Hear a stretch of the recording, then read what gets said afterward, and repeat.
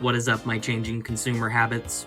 So this week everyone's been talking about Karmelo Anthony's trial. It's apparently pretty cut and dry according to the witnesses in the video we still have not been allowed to see. Anthony murdered a white man in cold blood. Compounded with what happened to Henry Novak, this has been a very bad week for the Blacktivists. Now originally, this video is going to be about Chud the Builder, but that topic will have to be postponed for the time being to instead talk about the sheer volume of blacks defending Anthony in the face of mounting evidence that he's just a murderer.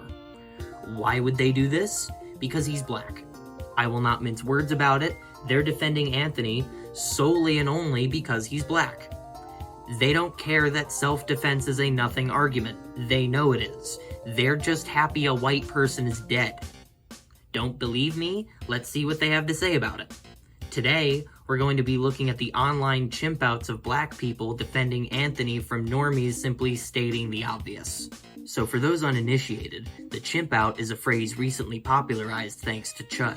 Simply put, when a black or non-white is faced with something they don't like, they have a visceral reaction to it that can be hard to control. The biggest example being my N-word. They will trip over themselves, making 1,000 justifications for why they deserve to become irrationally angry, why they deserve to chimp out over the words being said to them. And polite society listens. Everyone is aware of what a chimp-out is. I don't even really need to explain it for you to get it. If you live in a Western nation, you've witnessed it yourself countless times. But few people ever talk about the digital equivalent. This is likely because nogs can't stab you through the internet no matter how much they would love to, but that's neither here nor there. The point is, blacks will chimp out at you online just as much, if not more, than they do in person.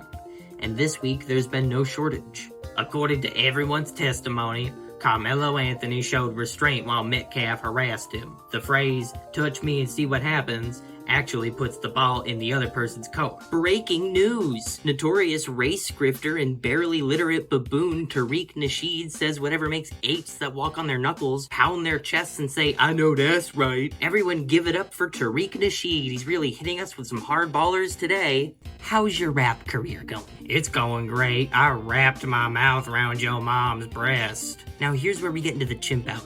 Nasheed will respond to nearly every post here grasping at straws to defend Anthony. The Texas law you posted earlier says the person must have a right to be there and must not have provoked the other person. What written law or policy stated that Karmelo could not be where he was sitting? He was suspended, probably for being a ratchet nog. How can you be suspended from a track meet? If you're suspended from school, you're obviously suspended from school activities, you idiot. This is how these people operate. He argued with every single account who detracted. Big or small, it didn't matter to Nasheed so long as you were disagreeing with him. But the moment you back him into a verbal corner, he disappears. Now you might be thinking to yourself, but Brandon, he's a race grifter. But Brendan, he has a blue check, he's making ad revenue. It kinda seems like you're falling for rage bait. You know, it's nice that you have that much faith in the world. I remember being that optimistic in the 4th grade. Yeah, of course the account called Tariq Nasheed is a third world bait poster.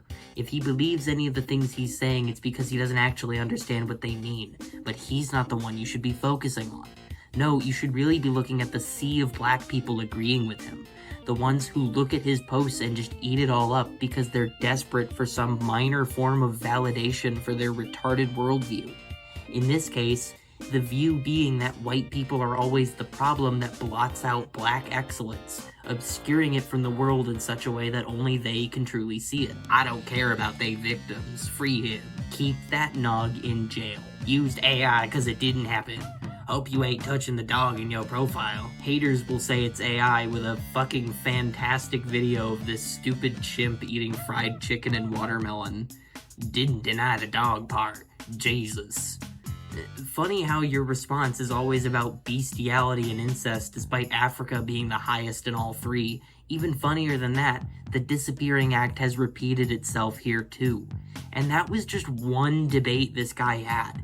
He's in like 4 other threads under his own tweet doing the same shtick as Nasheed. Meanwhile, the ever-growing tide of apes continues to lap it up. The money these people make does not come from the chuds. It comes from other nogs looking to have their worldview approved by someone they view as a wise man. a shaman, an oracle, a speaker they can latch on to no different than MLK. There's a concept I coined that I like to call the smartest nigga at the smoke sesh. In every black friend circle, there's always the smart one. If you're like me, a white person growing up in a place full of minority enclaves, you were probably once a nerdy little kid being adopted by whatever circle was the least annoying to be around. In every single one, black guys will say to you, "Yo, Anon, this is D-Ray. He's a really smart-ass nigga. You two would get along." And then you sit down at the smoke sesh with D-Ray and he will look you dead in the fucking eye and say the most Reddit tier pseudo-intellectual garbage you have ever fucking heard, and they will all act like he's Play-Doh. And you have to just smile and nod, because even as a 10-year-old, on some intuitive level of courtesy and white manners, you know not to say anything. Now, D-Ray exists because he's simply higher on the bell curve than his friends. He's operating on a smooth 70 IQ,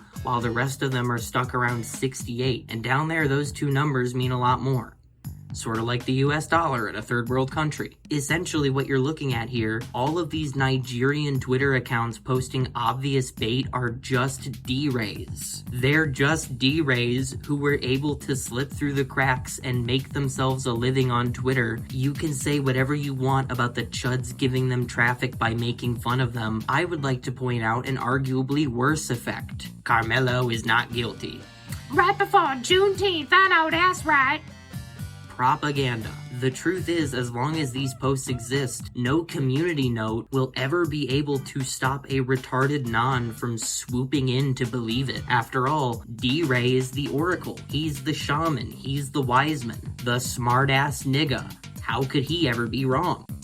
Should've sat his ass down and stretched. He'd still be alive. Niggas will say outlandish shit like this and then still expect empathy. Is cause and effect that difficult to concept? Of course, the only cause and effect for your tiny-ass brains is he touched me, therefore he has to die. Every action has a reaction. You can expect disproportionate reactions from the people you fear the most. Find someone else to play with, my boy. Yeah, just like how purposefully antagonizing white people so you can stab them results in a life sentence. Actions and reactions. Purposely antagonizing? Interesting, because that's exactly what Chud did. I ain't talking about Chud. I couldn't give a fuck about him. This may come as a surprise, but you don't actually have to defend everything your brothers do. Interested.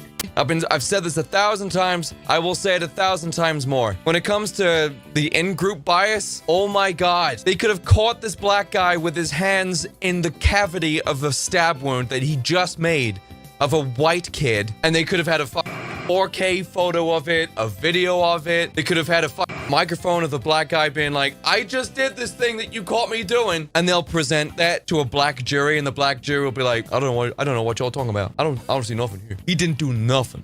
I don't know that I would feel right putting a brother in jail. What is this? Fresh Prince of Bel-Air episode? Yeah.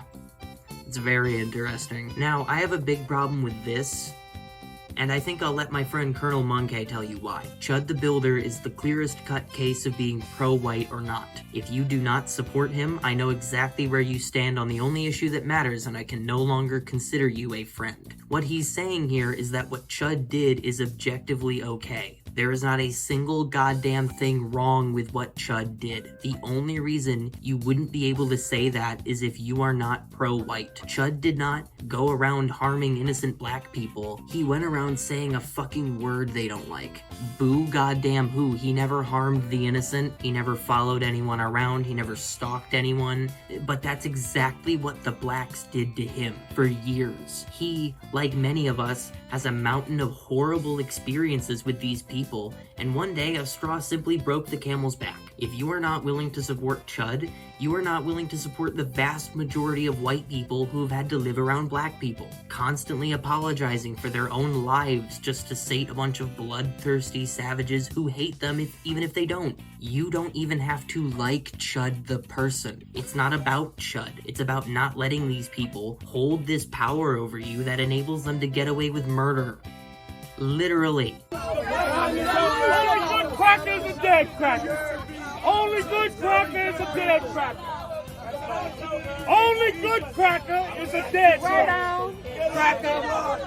Only good cracker is a dead cracker. Only good cracker is a dead cracker. At the end of the day, we both know there's only one acceptable outcome here. Chud needs to walk. Anthony needs to hang. Bottom line, Britain is a much smaller place than America, and the people there are much angrier to boot. If Henry Novak is not granted the justice he deserves, there will be unrest. That unrest is an opportunity I implore you to take. The family has told you that they don't want you to politicize Novak's murder, but with all due respect to them, they are wrong to ask this of you. Henry is your countryman too. They cannot tell you how to feel about what's happened on your soil in one of your neighborhoods to one of your people. And to be blunt, we all know they were visited by a bunch of stupid nudgers. But even if they weren't, this unrest is your one opportunity to create a spark that could ignite the entire world against anti-racism. It might be the last spark there ever is. Push the pendulum. Force the issue.